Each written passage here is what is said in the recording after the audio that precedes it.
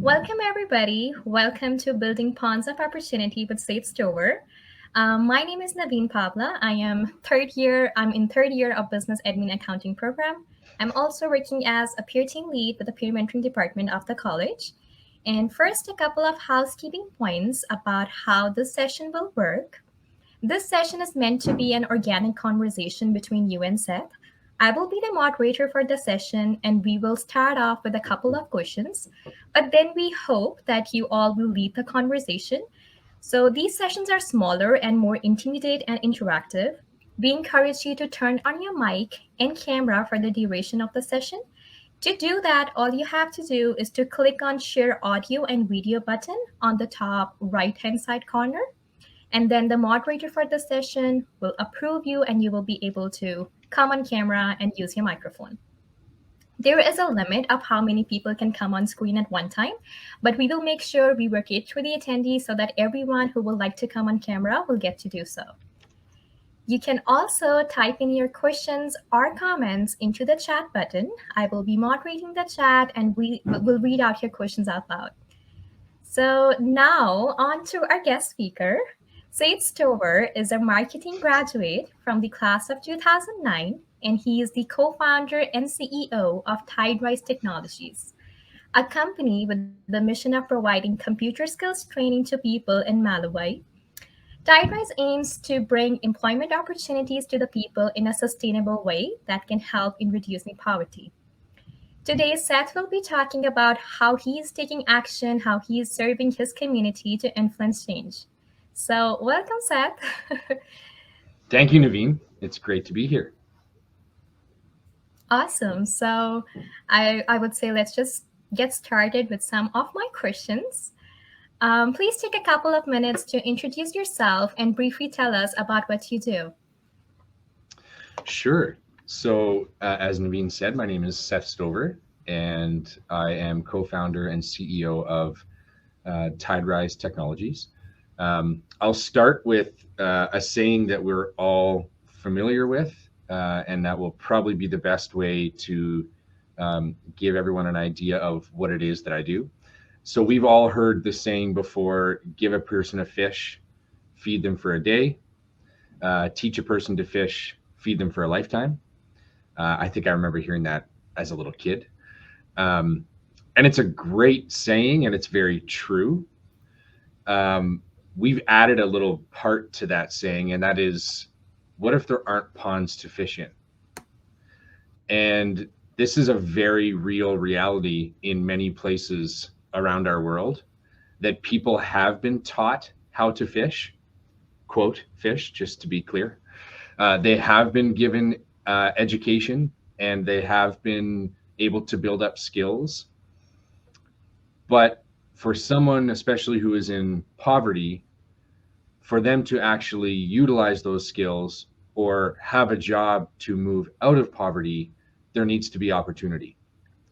And in many countries, like Malawi, where we are located, that's just not the case. Besides subsistence farming, which is growing enough food for you and your family to live each day, you have an unemployment rate of between 80 and 90%.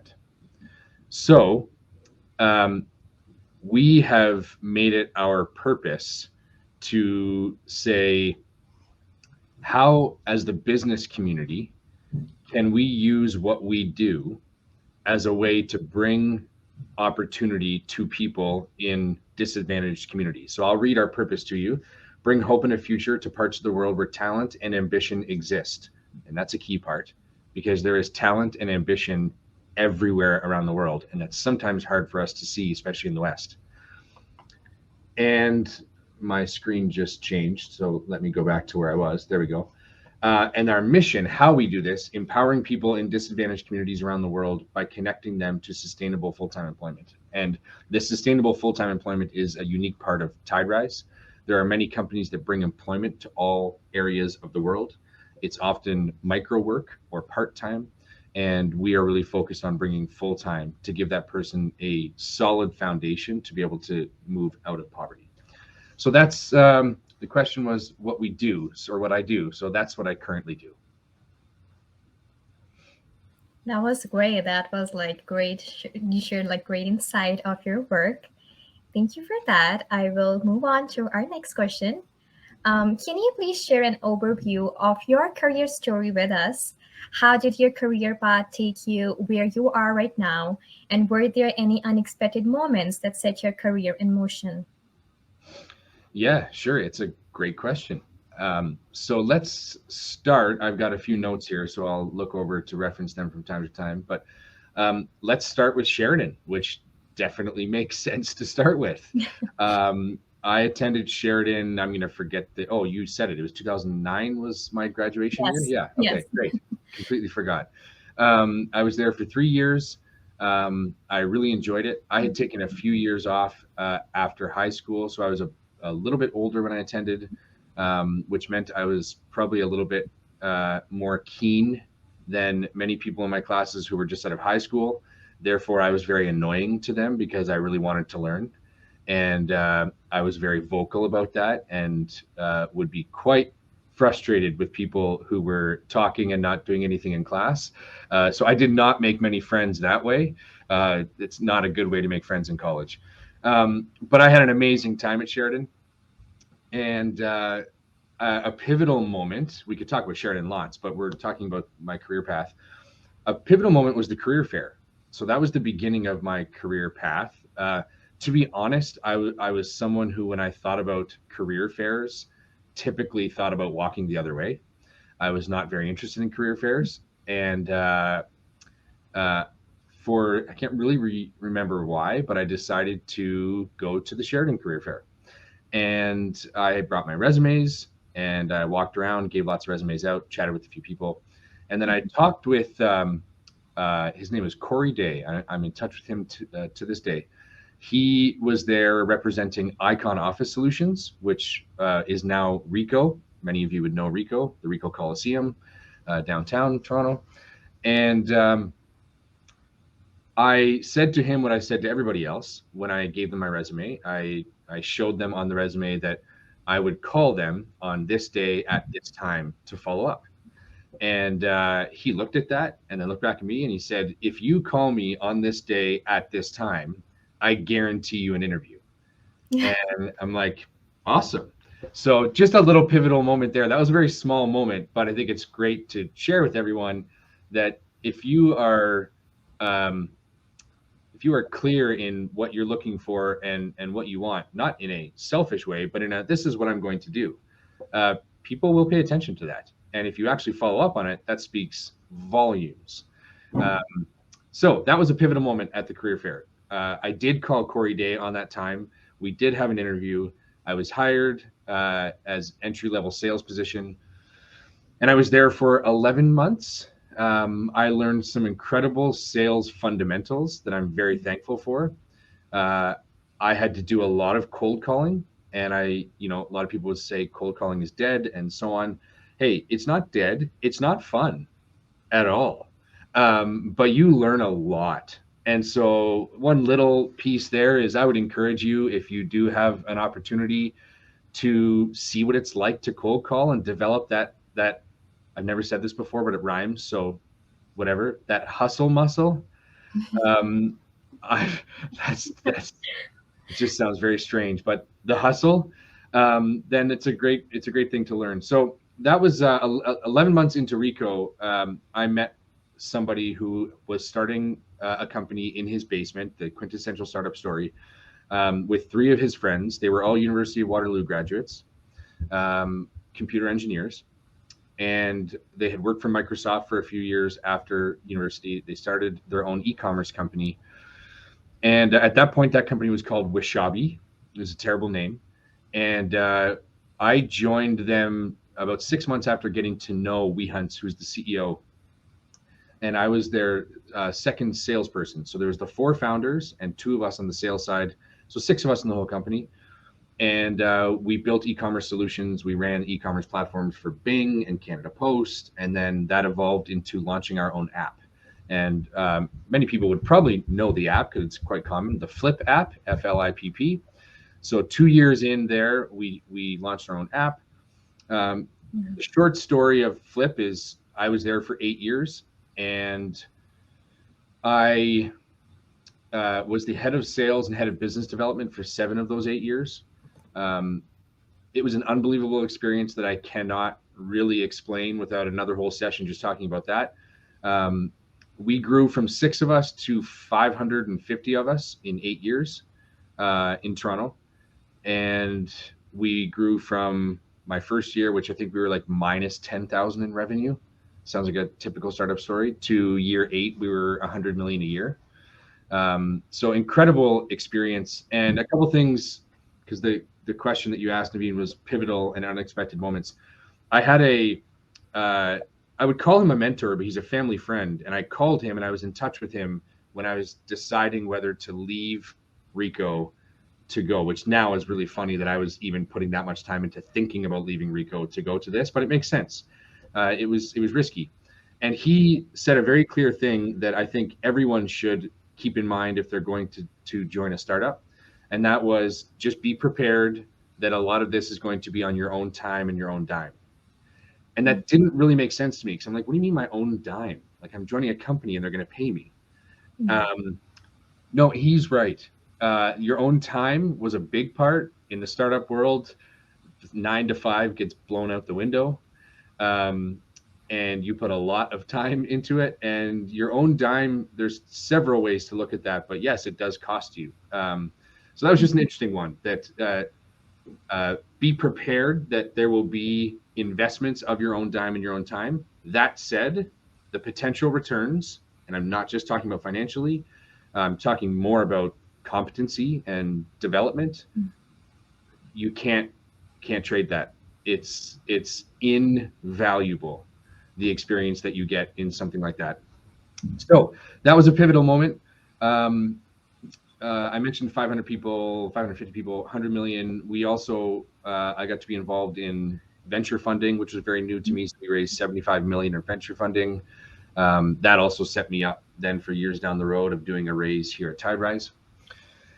The other thing that I learned from the flip season that I wanted to share was it's not about me, it's about the team and the mission. And that's something that I would just really love to share anyone who is watching is there are many people out there where it is about them, and that's fine. That's their choice. But I got the opportunity to be a part of a team where it wasn't about the individuals. It was a team of people at the beginning, small, where it was about the team and it was about our mission, and that was much greater than us as individuals. That said, as we grew, that became our challenge in a good way to maintain that culture in a company of 500 people. And it took a lot of work, but it was a very unique experience to be able to build a company of people where one of our key values was humility, where it's not about me, it's about the team and the mission. And we talked about 3 things often. It was hungry, humble, highly intelligent, and those are the 3 things that we focused on when hiring. So that was Flip.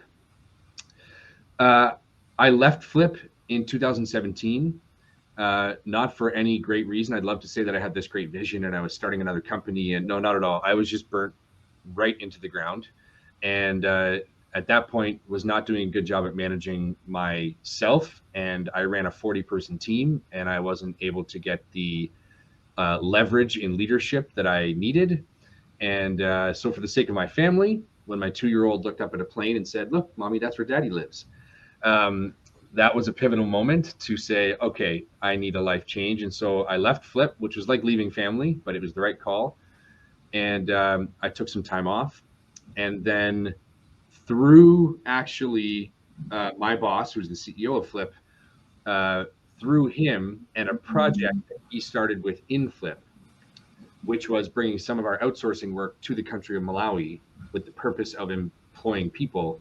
I took that concept and built a company around it with Tiderise. And yeah, Tiderise, I'll mention 2 things and then we can continue to other questions. But the one thing I would say is one of the most meaningful things I've learned with Tiderise is starting with my purpose first. This was an opportunity that I did not take because It was sexy. It was the big new company.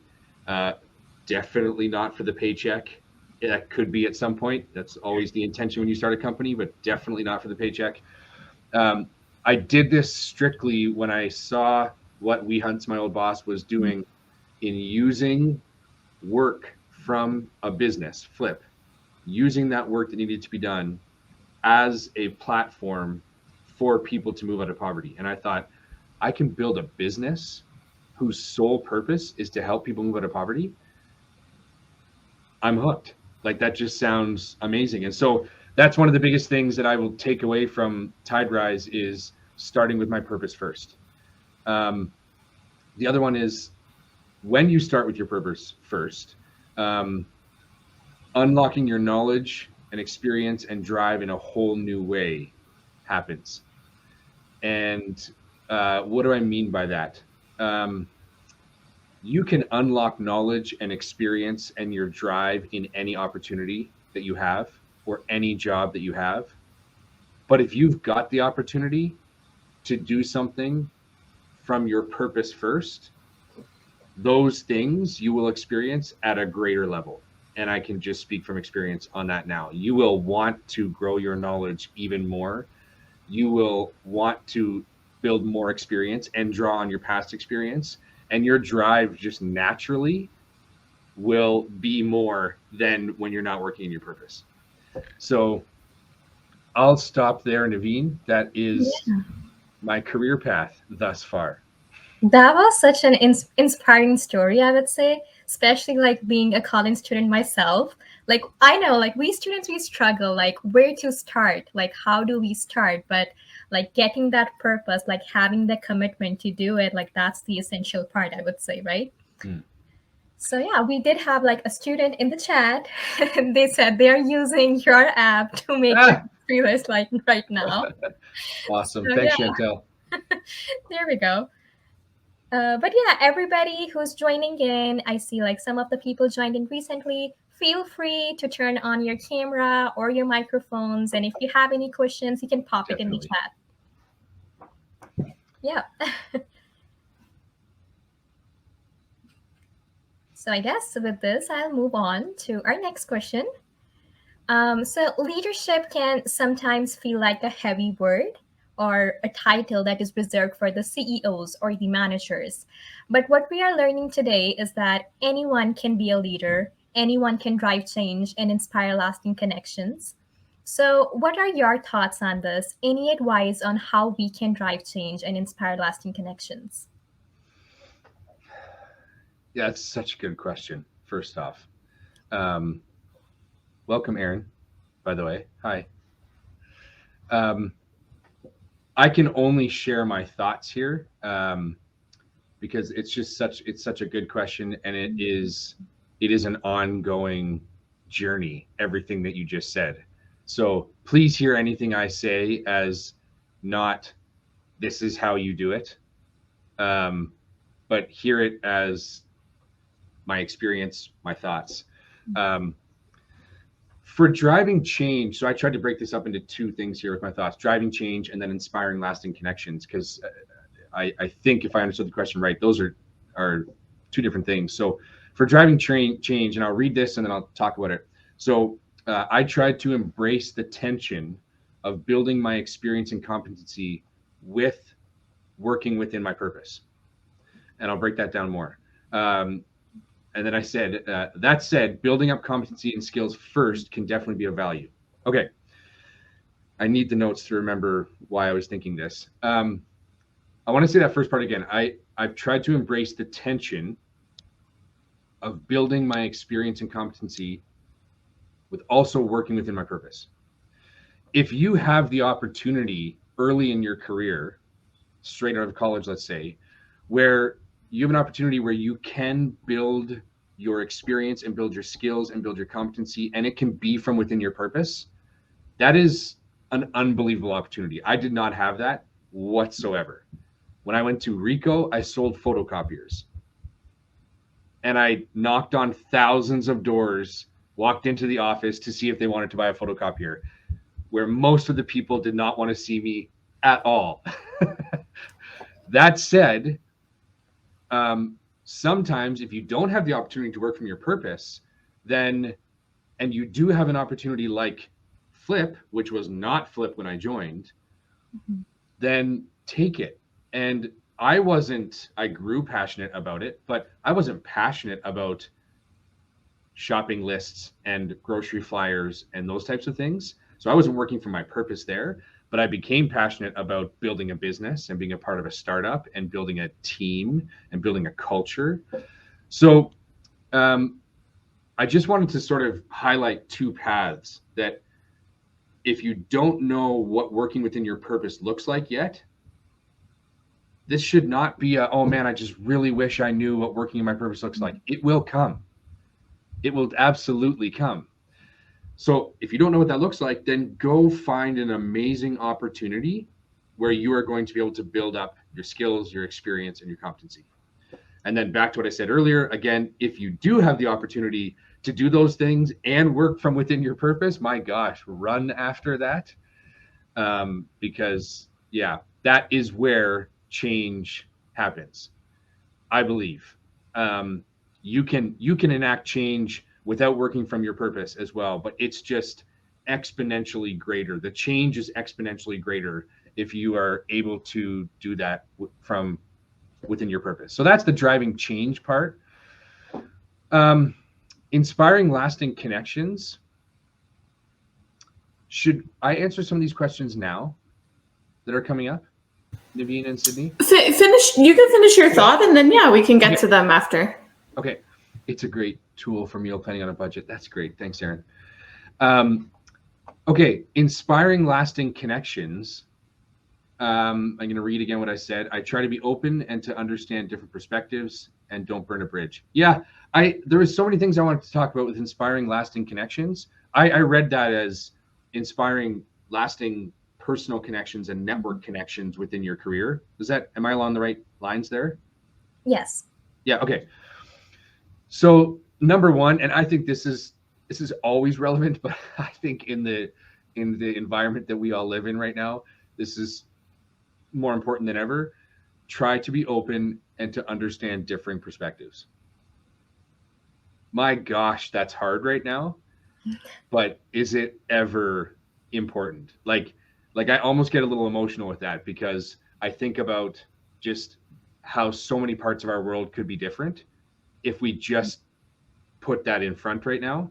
I just want to understand your perspective. I can think differently from you, Sydney, from you, Naveen. That's what makes our world so unique and diverse. But seeking to understand someone's perspective, someone's experience, that has been huge for me in inspiring lasting connections. I was raised in a home where my parents encouraged me in that, so I thank them for that.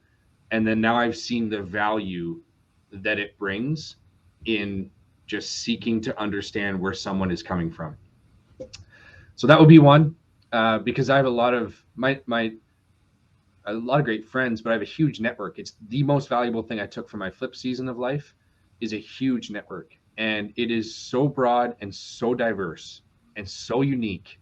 And a big part of that, I think, is because I have tried my best. I have not always done this well, but I've tried my best to be open to differing perspectives. And then the don't burn a bridge thing is just so simple. And it's something that is mentioned so many times. I feel like we take it for granted, but oh my gosh, and again, in this day and age, it's like people burn a bridge like that because we're not trying to understand each other's perspectives. So that would just be something that I would encourage. And it is a huge part of lasting connections.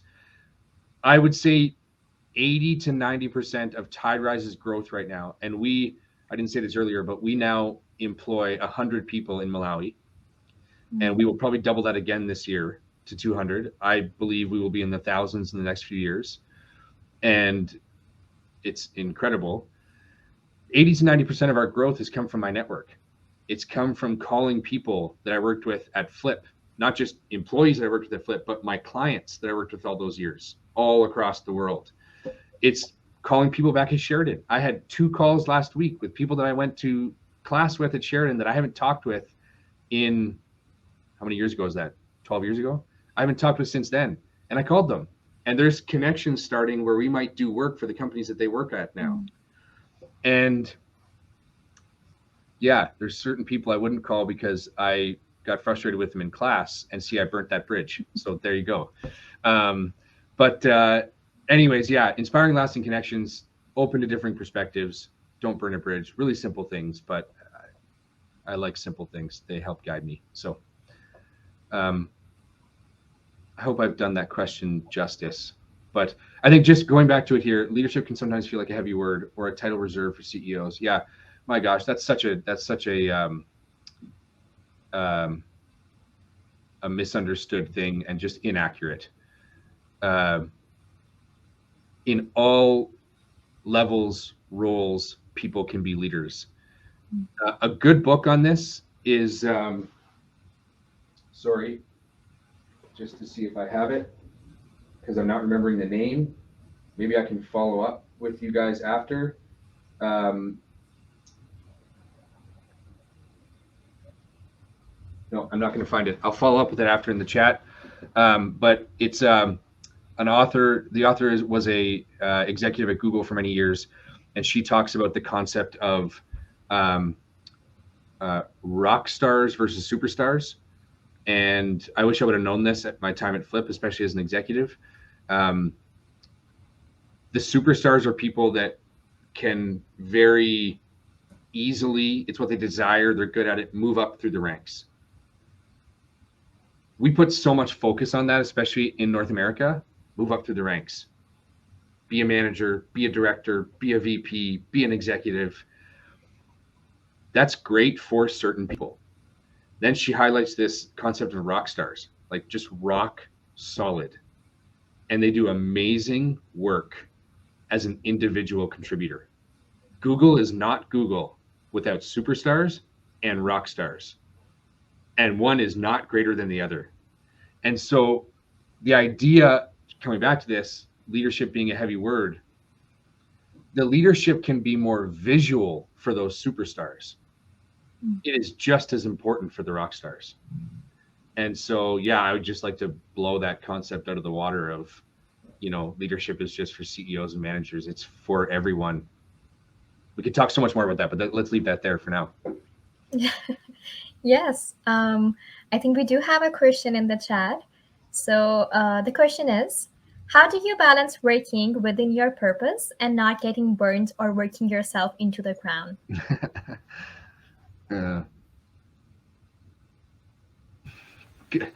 He doesn't have a good answer because he does do that. I'm just kidding. No, it's I like that, Sydney. I need a sip of coffee for this one. It's funny. I'll let you answer, Seth, but it's funny because when you were talking about working in your purpose, it resonated so well with me as well, because there's so many jobs before the job I have today where I learned all the things I don't want to do. And then I think that because I had those jobs, I'm so grateful for them now, because now that I'm in a job where I've found all the things I do want to do. And like you said, I found my purpose, but it really came from all those other experiences and all those other roles where, like the cold calling and all those kinds of things that I learned, this is not for me. Yeah. No, it's a great point. Great point. So yeah, I think the first thing I would say on this question, Aaron, is similar to what I said before, like this is a continuing journey that I have not figured out. I'm really thankful for my Flip experience. Like that was so I was, just to give context, because I think it's interesting, that was 8 years, and I was 25 years old to 33 years old. And we went from 6 of us to 550 in those 8 years. I had zero concept of how to manage myself well. It wasn't until the last few years that my wife and I had our first child. That threw a whole wrench into it as well. But yeah, I had zero concept of how to have balance at that point. I'm not upset about that, because it was what it was for that season, and that's okay. So I would never be one to say like it's balance or nothing. there are seasons, and I'm learning that more and more too. There are seasons where a season can make sense to just go hard, like all out. And there's benefits that can come from that. What I learned from Flip is you can't go hard all out year after year after year and be healthy and be happy and have a strong family. And so I think I draw on that in Tiderise now. We moved away from the GTA out west to be closer to my wife's family. So even that move of being closer to family was important. COVID, to be honest, has, and I don't take away from how hard COVID has been for all of us. It has been a bit of a blessing in that way, that it made working from home and not traveling all the time the norm. So that's been very helpful. But to your point, working within your purpose can definitely inch towards not having balance because you are so passionate about it. And if you're also, like one of the founders, then you kind of own it and own the books, and it's like you got to do what you got to do. But the flip season and the global shift because of COVID have both contributed to improving my balance and understanding what's so important. So, yeah, great question.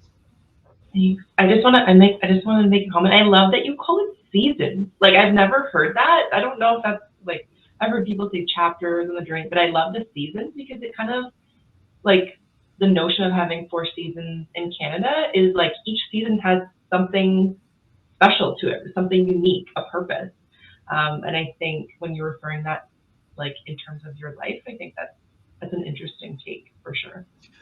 Yeah, and like, I apply it. My wife and I talk about it as well. We've talked about that personally, absolutely. And then, but I also talk about that vocationally and in the business world. Like, there are seasons for a reason, especially in Canada. And it's like winter. What is winter? It is cold sometimes. It's darker. Things aren't as active. It's not really a time of growth. And then you look at spring, look at summer, you get the idea. It's really interesting to apply that to business. It's like you can't have summer and spring with just growth all the time. And I think it's just good for us personally to be like, okay, this could be a bit like COVID for many of us was a winter. It's okay. That's what it was, So anyways, yeah, I'm glad that resonated with you because I find it very interesting. Yeah, for sure. Okay, so we will move on to our next question. So, for the most part, the leaders who inspire us most are always making a difference, but sometimes it can feel impossible to make a difference or to create change. What is your advice or experience in making a difference, or what inspired you to do it? Yeah. I'm going to add one point to what I wrote here that I just thought about. So the first thing I'll say on this, in relation to the end of the question, what is your advice on or experience in making a difference and what inspired you to do it? Slowly, I am becoming more of my inspiration, but that has not been the case. So the first thing I would say is people. I've been inspired by people around me, and I've been inspired by their visions. And like with Flip, I joined because I connected with the CEO and I loved his vision. And the entire 8 years through there, I saw his vision and I was dedicated to making that vision come to life. It wasn't my vision, but it was his and I loved it and I wanted to help see it come to fruition. So people would be the first thing as far as inspiration. A few other things, I'll read them and then talk about them. So stay true to what was important to you growing up. This all comes from purpose as well. And so helping people in our own community and abroad was always a big thing in my home growing up. So it made it easier for me to have a career in making a difference when I had some roots in that. So I would say that's one thing, is what was important to you growing up, and there might be something there for making a difference. You may not need to look farther than your own story.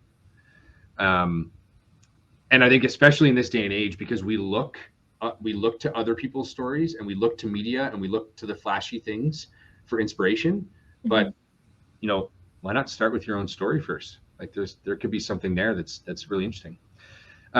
Next point I had was identifying values is critical.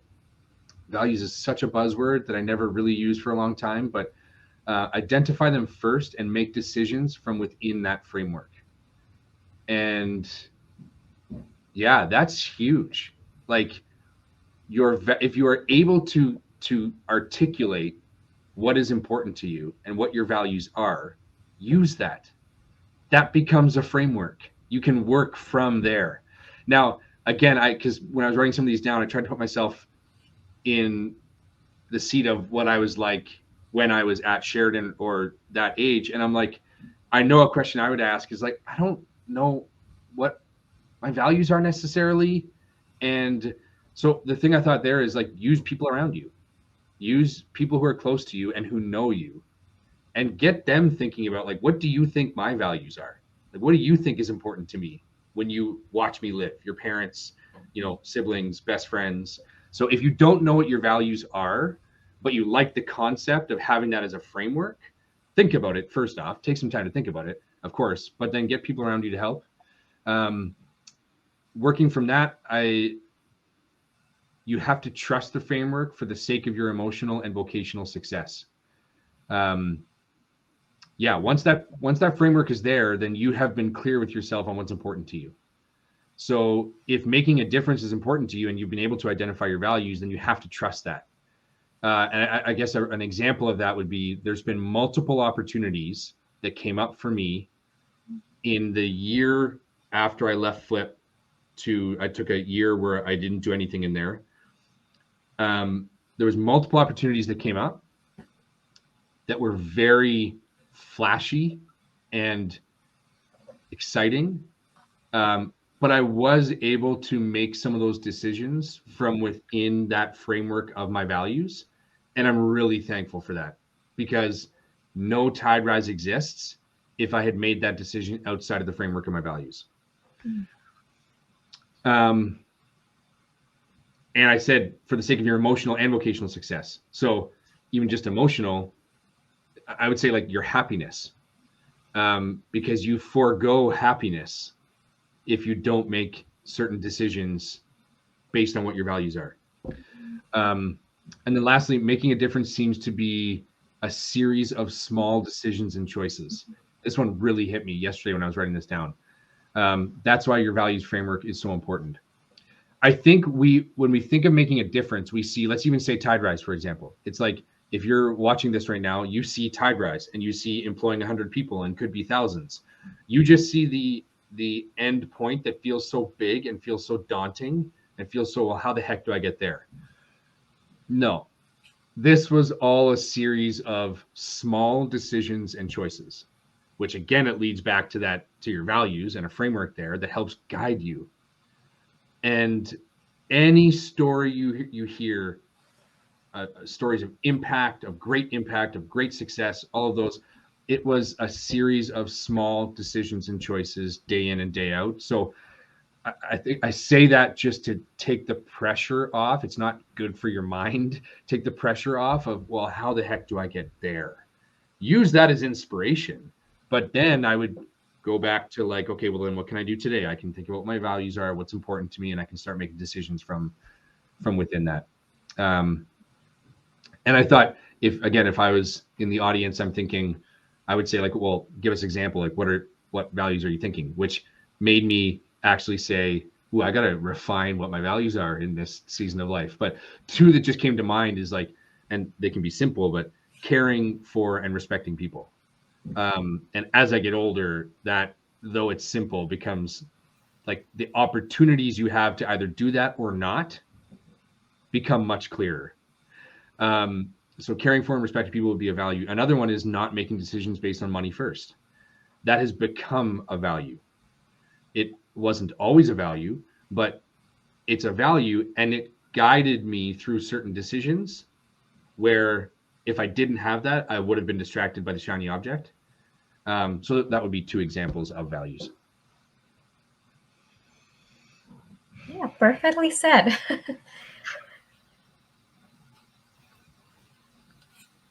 So That would be yes, it yeah, for that one. yeah. Go ahead. Sorry, Seth. No, I was just gonna say that would be it for that question, Naveen. Yeah. Okay, so I do have like an interesting question now. So let's talk about the power of mentoring. So informal and formal mentoring relationships help young people in all areas of their lives, whether it's emotional, social, academic, and employment. So how can we find a good mentor? What advice do you have to those who find the process of finding a mentor intimidating and scary? Yeah, I don't have a lot of advice on this one.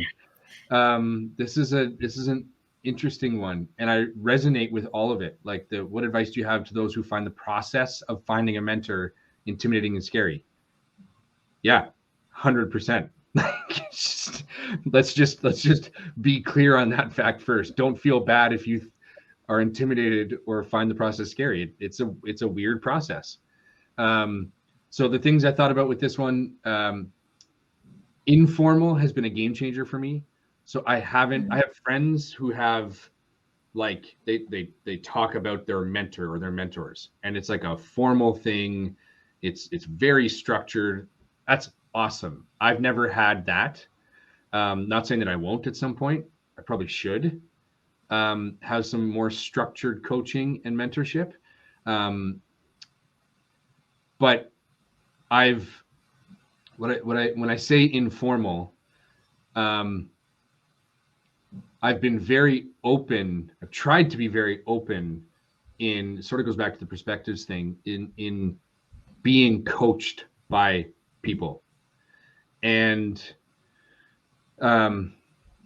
that ends up over the long term, it ends up for me, it allows me to look back and be like, oh, wow, because I was open to coaching and direction from this person has been a mentor to me. But it wasn't like at the beginning we decided to say, can you be my mentor? And personally, putting the words mentor on a person or mentee, I don't know if that's the right word, but you're the one being mentored. For certain people, which I would be involved in this, that puts an expectation on it that can actually change the experience. I'm not the best with an expectation of something. And so, yeah, if you've got someone who you admire and you admire what they do, how they live, how they operate, then in your mind, you could say, I'd love for that person to be a mentor to me. But if you don't want to have the expectation of mentorship or you don't think they would want to, then don't. And say, can we go out for lunch? Can we go for a coffee and do it once? And if it's good, then ask them to go again. And maybe you end up working with them someday. Maybe you end up going to lunch with them for the next 10 years. That's why I say informal has been a game changer for me. Two other points I had was always be open to both, though. So I think like I've even challenged myself in this, that I do see some value in some structured mentorship and coaching. And I think I'm at the point where I should have that. So be open to both. And then the last point I had was most people just want to help. And I've really learned that over time. Most people want to help you. There's a few that don't. I would recommend not spending too much time on trying to figure them out. But yeah, I wouldn't be afraid of asking people questions about what they do, how they operate. You know, there's a little bit of ego in all of us, so people really like talking about themselves as well. So tap into that and let them talk about themselves, because we can learn a lot from that. But yeah, just overall, most people want to help. So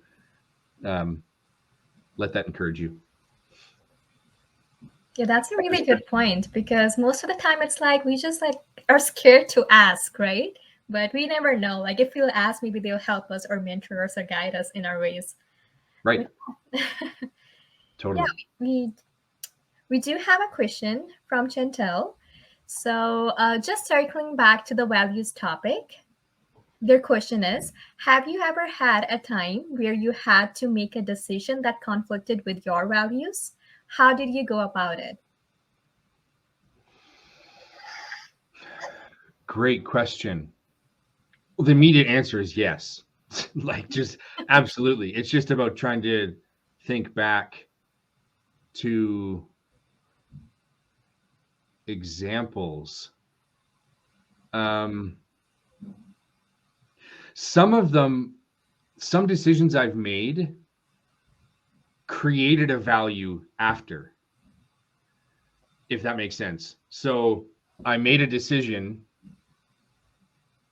and then based on how I felt and also the result of that decision, realized, oh, I don't want to do that again. That was not the right thing to do based on what's important to me. And there you go, a value bubbled up right there. So, and those ones can be harder to learn from, but they're really clear. They're a lot better than sitting down with a pen and paper and saying, what are my values? That's a great place to start, and you do need to start there. But paying attention to when you've made decisions that didn't feel good or didn't result in what you wanted can really help you to create values. I think there's Chantel. I think there's multiple. Have you ever had a time where you had to make a decision that conflict with your values? Yeah, I'm thinking about the latter part of flip. Okay, I have a specific one now. There's multiple around this idea, but so the sales and BD team, we grew from 2 of us to about 40 of us, and there were times that, especially with a high growth startup, and you're an executive leading a team, you have to let people go, which is not fun. There were times that my values should have led me to handling certain situations and letting people go differently than I did. And those caused an incredible amount of personal pain and relational pain. I have some very gracious people. I worked with some of my best friends. I have some very gracious people who we are still very good friends. I have a couple others who will probably never speak to me again. And I get it totally, because there were certain times where my values should have led me in this direction, and I didn't follow that, and I took a different action. And yeah, it stings, and it can sting for a long time. Great learning. It's one of those times where it's like, well, I really screwed that one up. But one thing I can take is I definitely learned more about a value of mine now. So yeah, that would be, how did you go about it? I think I gave some context there, but we won't go into the details of those examples. Good question, Chantel. Thank you. Yeah, awesome. So, okay, so I have one more question for you. So, Yep. Tiderise is doing amazing work to bring employment opportunities to Malawi. Can you share some of the positive change you have seen since beginning of your endeavor there? Have you empowered your employees there to become leaders locally? I think the best way to answer that question, because I didn't prepare for that one, but I don't think I should. I'm going to read you. If I share my screen, can people see that, Sydney? Yes. Yeah. Okay. Yep, you should be able to share your screen. Okay. So bear with me for 1 second. I've never used this before. So where's the share screen? Okay, so if you see down there, there is like a video camera thing, then an audio Yep. thing, and like then right hand side there is share screen option. Right hand side. You see the icons down on the screen? Yep, I see the settings one. It looks Yeah. like a little computer. Yeah. Oh, got it. Okay, thank you. Tell me when you can see my screen. Yes, we can see it. Okay, so your question was about the impact that we're able to see in Malawi. So I think the best thing would just be to share 2 quotes from 2 of our staff, and a little bit about Saulo's story. So Saulos, we first set up in Malawi in 2019. We had our first outsourcing data center in a open air classroom of a private high school in rural Malawi. It was crazy. And we trained 20 people and hired 15 of them. Saulos was one of our first employees back in 2019. He is one of 6 siblings. He's the only one to be able to attend high school. Very common for many families in poverty in a country like Malawi. Either no kids go to school or the parents have to pick one. And so Saulos had the opportunity to complete high school. And we hired him right after he was out of high school. So we trained and hired him in 2019. He was promoted to a team lead in 2020. He now has his own home. He has his grandparents living in his home. And he pays school tuition for 3 of his siblings. And recently just started growing and marketing his own soybean crop.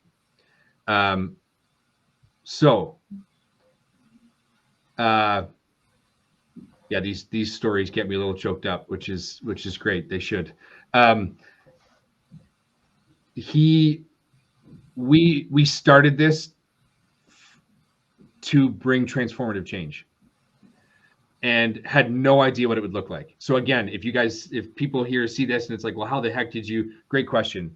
When Hunts and I first talked about this, like building a company around this concept, I was like, I have no freaking clue what this is going to look like, but I loved the idea of it, and I thought forward to it would be amazing to see this type of transformative change. So let's just read his quote. Tiderise is the place that has transformed my life. The way I understand work has also been transformed. I have been energized. As I know with Tiderise, I am empowered and will go as far as I possibly can. Also, because of my employment at Tiderise, I can now realize my responsibility as a son to financially support my parents and family. There are many skills I have learned during my time with Tiderise: how to communicate well, how to be responsible, and how to make sure the work has its required quality, because we have spent a lot of time talking about quality. So I love that he said that. So that's Saulos. He continues to absolutely surprise us in the quality of work and the leadership that he shows us. Unbelievable. And the next one would be Georgina.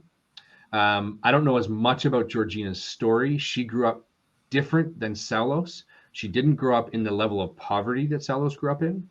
But just a side note here, a big learning, probably the biggest learning that we've had so far, is that part that I said at the very beginning of this: talent and ambition are everywhere. It's just that opportunity isn't. Georgina grew up in a fairly stable economically home, and she had good education, but then it was just no opportunity. And so, yeah, we'll read her quote. My employment at Tiderise has been the greatest event in my life, as it has helped build me into an independent and confident person. Those are huge for me: an independent and confident person. Having a job and earning a living at my age is rare in my society, which is very true. I am an inspiration to those around me. So yeah, the fact that bringing a job, creating an opportunity, we're not the ones. We're just bringing the job. When they have the opportunity, they create independence for themselves, confidence, and they become the inspiration. So yes, we are seeing the impact directly. We're incredibly encouraged. I like both of Salos and Georgina's stories, because Salos, you're seeing someone move out of generational poverty. Georgina, you're seeing someone who, based on where she lives, doesn't have opportunity, but has incredible skills and education. And it's important in a country like Malawi to get those people employed. Yes, get people in the most impoverished areas employed as well. But actually, number one, for the sake of the whole country, is get these people who are educated, get them employed. And so that's I think that's the best way to answer that question, Naveen. Now that was amazing. That's just wonderful. Like seeing how the company has given the opportunity to people, and the people have like utilized that opportunity so well, and it has made a difference in their lives, and they are making a difference in the world. So that's just amazing. Yep. Yeah. It's great. Yeah. I think we have like a couple minutes left, but we do have a question. So when you started Tiderise, is this what you expected? Did you expect the change that you would create? I expected change. I had no idea what it would look like. So if I showed you, I did a small round of fundraising in year one. It was a friends and family round, just to get us operational. So we had the capital to get set up there, get people trained before we actually went and got clients we have clients in Canada, US, and Germany. So if I showed you that deck, it'd be hilarious at what we envisioned this would look like for many different reasons. So we expected to see impact. What we're doing now and how it looks is incredibly different. One specific example would be the type of work that we do. So we started off thinking, and this was an evolution of our investment thesis. Our investment thesis was very poor country, and this is part of sort of West ignorance as well. Very poor country, very simple work. Like just bring over really simple, and we were wrong on that. At the rate that our Malawian team can learn and develop, and the education that a lot of them already have, over half our team has a business degree or an IT degree. We realized that very simple data entry or data labeling for artificial intelligence companies or machine learning, those are simple tasks, and they are important for at least getting people employed, but we didn't need to stay there. We thought we could only do that.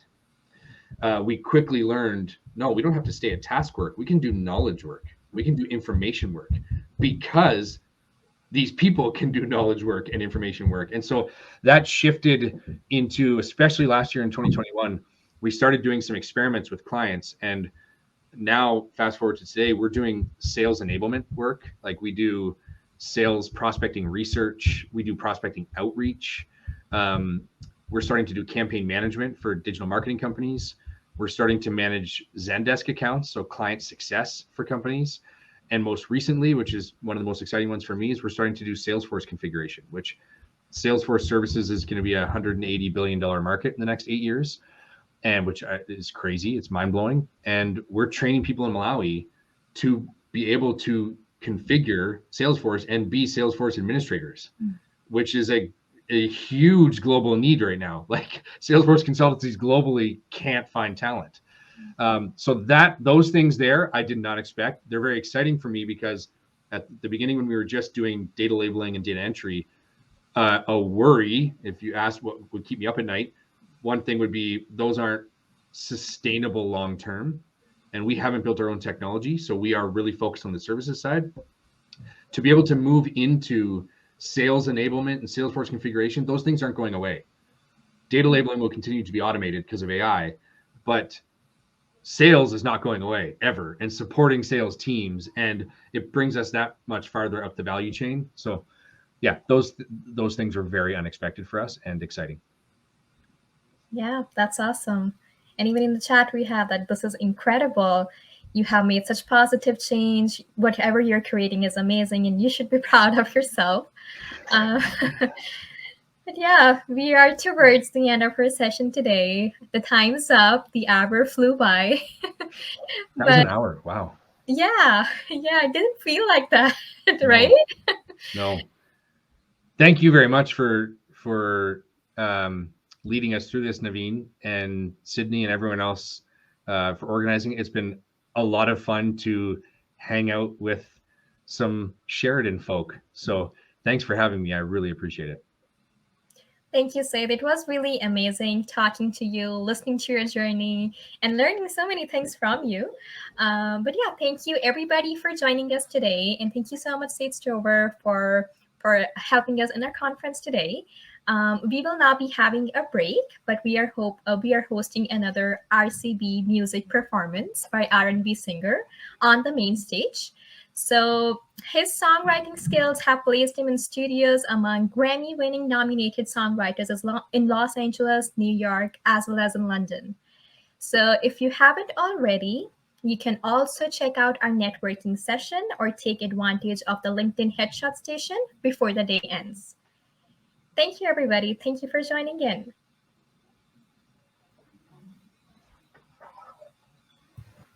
Amazing. Thank you so much. That was so great. I think You're welcome. Thank you.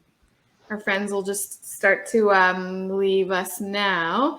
Seth, if you head over to the sessions green room, I can just connect with you really quickly before you go. Sure. Where do I click on sessions? Yeah, and then if you scroll down, do you see green room? No, it just says, do you want to leave? So should I leave first and then it'll show me green room? It should. If it doesn't, I really just wanted to say thank you. Absolutely. Naveen already said it, and but yeah, we just wanted to thank you. This was so great, and you are an incredible speaker, and obviously so passionate about what you do and what you've accomplished so far. But I'm sure there's plenty more to come, so we're excited to watch that. Thank you. Like I said, it was a lot of fun, and yeah, anytime I can contribute in this way, please let me know. Incredible. Thank you. Absolutely. All right. Okay. Thank you. Bye, guys. Bye. Naveen, thank you. Oh, sorry. That's okay. I just want to say great job. Thank you. Thank you, Sydney. Very great. That was perfect. Okay, we can head over to, I think you are done, right? Yeah. So if you want to catch the rest of the conference, you can head over to the stage. Yeah. But I know you have some stuff going on as well. So thank you. This was great. Thank you, Sydney. Okay, bye. Okay, bye-bye.